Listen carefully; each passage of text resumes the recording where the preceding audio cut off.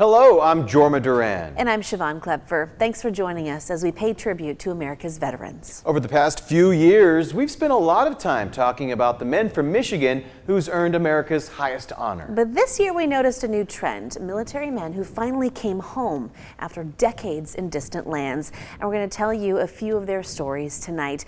But we're going to start with the story of a man who checks both boxes. A homecoming decades in the making after he stood out as a bright light on one of America's darkest days.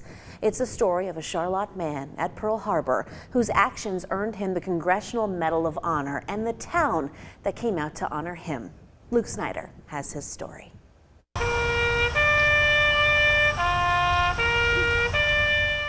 American flags waved as a welcome home for sailor Francis Flaherty, guided in a procession by dozens of Legion riders.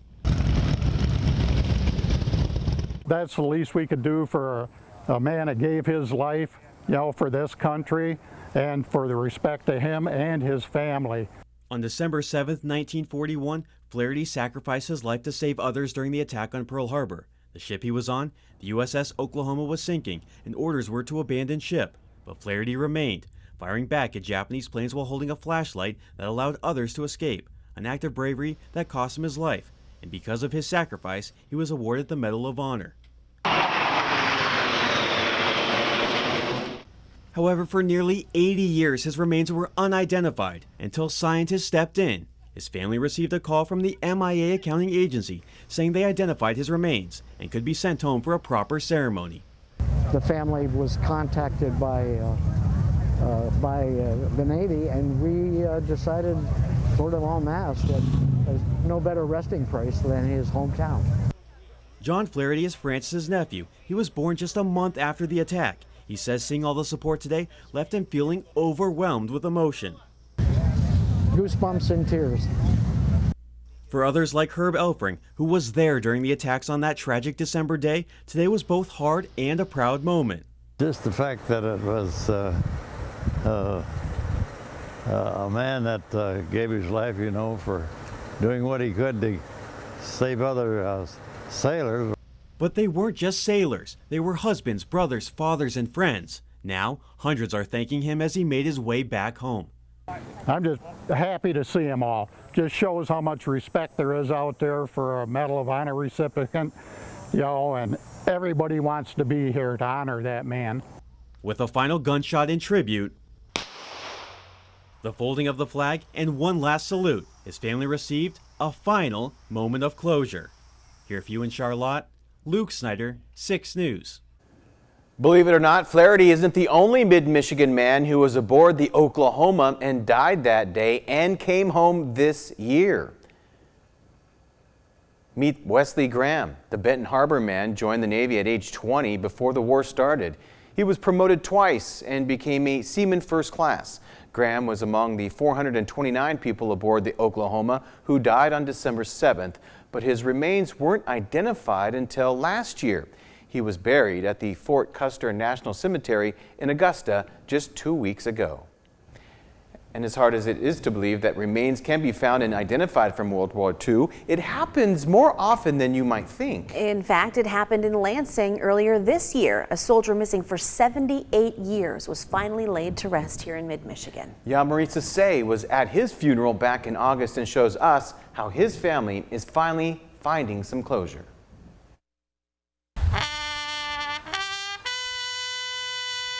Family and friends of Robert Parker finally got the chance to say goodbye. First Lieutenant Robert Parker has come home to be laid to rest, and the family will have complete closure for the first time in 78 years. Despite being considered missing for more than 7 decades, Parker's legacy in his family is unforgettable. Hearing stories about him, how he was a jokester and a prankster and would pick on my grandma and my aunt and uncle, and it's just funny. I mean, he seems to just have a happy soul.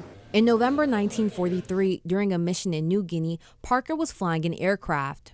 During an exchange of attacks with the Japanese, his plane crashed into another plane. He was never found. Several family members later died not knowing what happened to him, including his parents. Today, his remains were buried right next to them at Deepdale Cemetery. They would love to have been here in person, but we feel that they're here in spirit, and that feels wonderful. That I know they would agree to put him at rest with his parents. For Parker's niece, she's happy her family is united once again. Together, their bodies are together in the ground, but more importantly, their spirits are together in heaven, and that's even more important. Of course, there's more than one way to remember those who gave their lives for our country. Check this out. All right. You're looking at one of Michigan's newest monuments. It's for the Tuskegee Airmen, the nation's first black fighter pilots, and you can find it in Port Huron. It was unveiled there earlier this summer. Although they're named after a town in Alabama, many of the World War II airmen did their advanced training here in Michigan, and not all survived. 15 died during their training, and there are still 3 of their planes in the waters of Lake Huron. Well, when we come back, we'll continue to celebrate military men who waited decades to finally come home to the Great Lakes state. And we're going to introduce you to another mid-Michigan man and show you how his whole town celebrated his return. Veterans Voices. We'll be right back.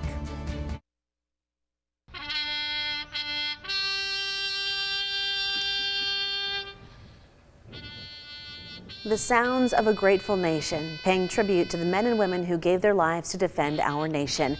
You're watching the city of East Lansing, which held its Veterans Day remembrance a few days ago. And we continue our Veterans Day special now with a story of another homecoming. It's the story of William Cavender, an Army sergeant and Leslie native who went missing at the end of 1950. But the memories of Cavender lived on in his parents and in his sister, who described the 6'6", 20-year-old as someone full of kindness. They still have his medals, including his Purple Heart, and they still have his letters sent from overseas until the day he died. The letters written home, it was awesome, you know. The big thing it said, if anything happens to me, don't leave me over here. Well, it took longer than expected, decades longer than expected, but this year, Sergeant Cavender was finally granted his final wish. He was laid to rest last month in Leslie. Luke Snyder shows us how the whole town came out to pay their respects. Underneath a flag held high in the Leslie sky, Korean War veteran Sergeant William Cavender was guided to his final resting place. It's a story that spans nearly 65 years. Cavender was reported missing in action after his unit was attacked in North Korea in the late 1950s. His remains never found, but thanks to science and help from the MIA accounting agency, he was finally able to come home.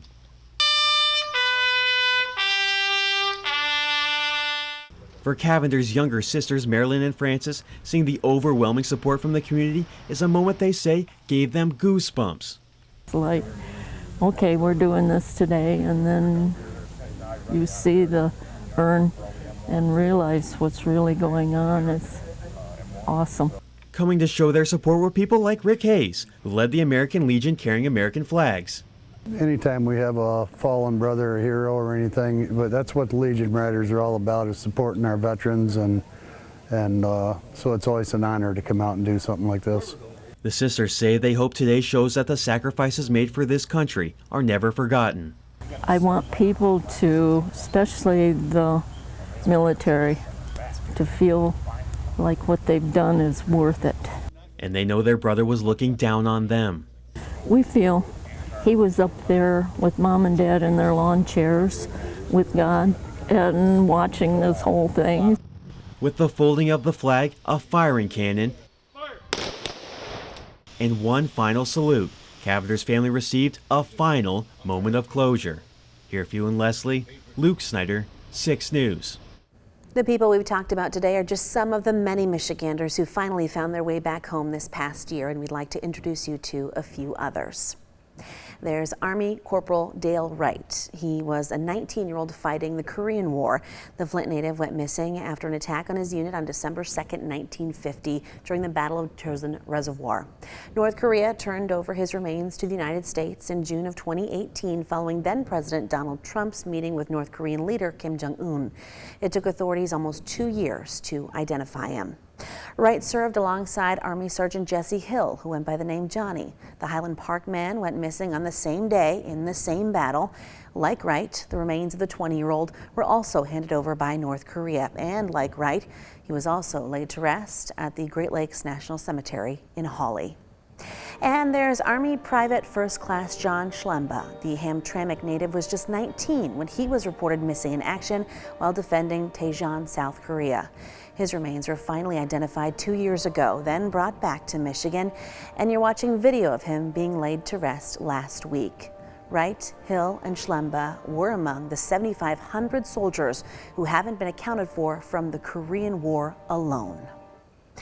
When we come back, we'll show you what Michigan is doing to care for veterans who are still around. And we'll introduce you to a member of the greatest generation who's about to reach a milestone of his own.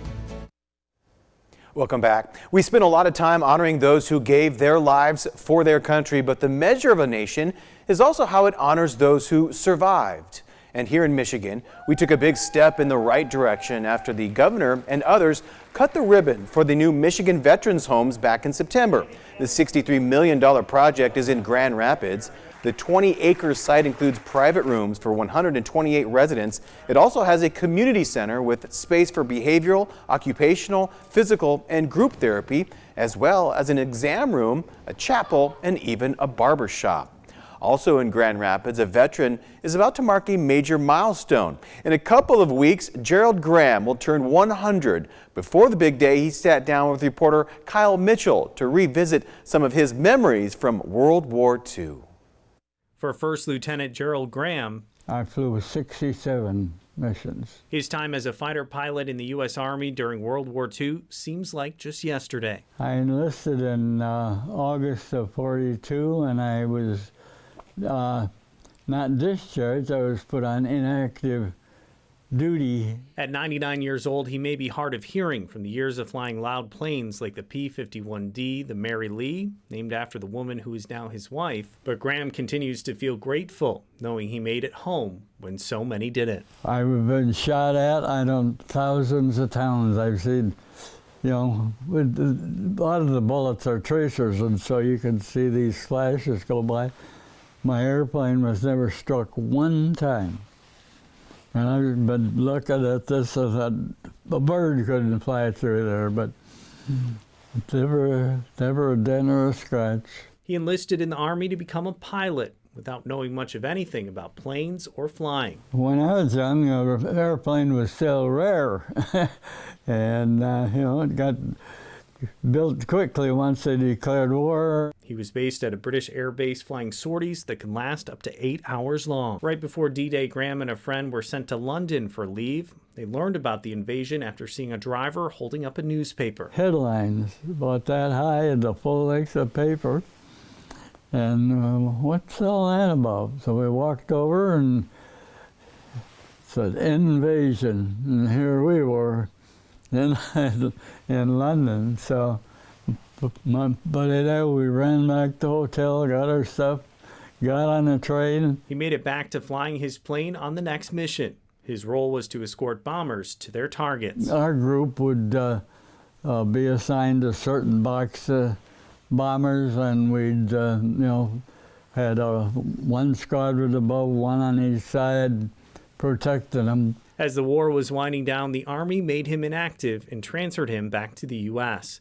Graham still remembers where he was when the war was officially over. Well, I was based at a base in Dalhart, Texas. And of course, the big announcement, we knew that right away, and everything stood still. Well, if you'd like to wish Lieutenant Graham a happy birthday, you've got time. He'll turn 100 on November 21st. Still ahead, we'll take you to a memorial site that pays tribute to a different breed of warrior. We've spent a lot of time talking about the men and women who have served our country. But there's another breed of warrior and a memorial that pays a special tribute to them. Here's Joe LaFergie. Every veteran's headstone tells a story of heroics, honor, and sacrifice for our country. These headstones belong to some of the dogs who have served alongside their human handlers. like Shaman, the military working dog assigned to guard Saddam Hussein after he was captured during 2003's Operation Red Dawn, and Emperor, assigned to a SEAL team. His original handler was killed during a raid in which Emperor was stabbed but survived. He was later retrained for a new mission as a service dog for a veteran dealing with PTSD. Now here's a dog that'll take you down and kill you. It's trained, but then you just flip the switch and he becomes a service dog. The final resting place for these four-legged heroes is the Michigan War Dogs Memorial. Located in South Lyon, about 30 minutes west of Detroit, this sacred ground was created through the efforts of Phil Whiteloff. The U.S. Army veteran recounts hearing stories at the local VFW hall about the heroics and companionship the dogs provided their handlers and other soldiers stationed far away from home in often hostile settings. These dogs are so well trained to do their job, and their main function is to save lives, and they do that. When they come back into their hutch, they can hang on to their dog. They can talk to their dog. It gives them a sense of being home with their pet. Whiteloff wandered onto the once abandoned pet cemetery in 2010. It was a far cry from what it is today. Neglected for decades, the grave markers were buried under brush and weeds. Hidden in the overgrowth was this monument to war dogs erected after World War II. But Whiteloff had a vision of turning the forgotten pet cemetery into a lasting monument for war dogs. The U.S. Army veteran put out a call to fellow vets for help. I was helping maybe 10 or 12 guys to get out here and help me out. Over 55 people showed up, and I said, we got something. 2 years later, Buddy became the first war dog buried at the memorial. As of today, we have interned over 55 canine heroes. The memorial also provides a lesson you won't find in most history books about the contributions of canines dating all the way back to the First World War. During World War I, their duties included charging into no man's land after a battle to save wounded soldiers. As times passed, their missions changed. In World War II, canines were trained as scouts, trackers, sentries, and messengers. During the Korean conflict, dogs were credited for saving soldiers by warning them of ambushes. During Vietnam, they were trained in explosive detection. Whiteloff says the dogs saved countless lives. According to the War Dogs Memorial, 2,800 military working dogs are currently deployed. Honoring those dogs of war has become a passion for Whiteloff. But those dogs need to be recognized. This keeps me so busy and so active. And I think it's going to create maybe even a little longevity for me because I'm constantly moving. We're working on this all the time. It's just, I love it. And we've got a link to the Michigan War Dogs Memorial in the Scene on 6 section of WLNS.com. When we come back, we've got a story about an exhibit honoring the people who fought our enemies abroad in a different kind of battle here at home.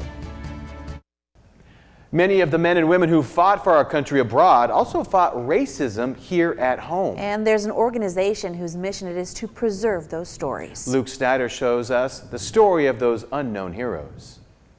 Bringing history to life. That's what a group of volunteers, led by Dennis Kupinski and Scott Garish, are doing at the Michigan Military Heritage Museum in Grass Lake. We want to preserve it so the younger generations can hear the stories. From soldiers in the trenches of World War I to Michigan's own decorated heroes, more than 30 mannequins fill the space, dressed in their authentic uniforms. Young people, what they did afterwards, just it's an amazing amount of history. With a team of researchers and help from the community, they are launching a new campaign called Racism in the U.S. Military, with a mission to bring attention to the challenges some soldiers with ties to Jackson face in their careers. Colonel Young at the time in World War I was the highest ranking black Army officer. He was a colonel. But when war was declared, he was declared medically unfit because some of the Southern senators didn't want a black officer leading white officers. Colonel Young even rode his horse 500 miles to prove he was fit to fight. He wanted to be a role model and break the mold of a black officer and show people that yes, the blacks could do just the same as the whites. Despite roadblocks, he went on to mentor other black soldiers, some of whom went on to become generals. The museum hopes that by showing these stories up close, people come away with one message for anyone looking to follow in the footsteps of these heroes. You can excel and you can achieve great heights, within that structure, regardless of race or color. The museum will also soon be moving to a new space in Jackson, giving them more room to tell even more stories. Here for you in Grass Lake, Luke Snyder, 6 News. Well, thanks for joining us for Veterans Voices, honoring those who serve. And if you're one of those veterans, then thank you for your service.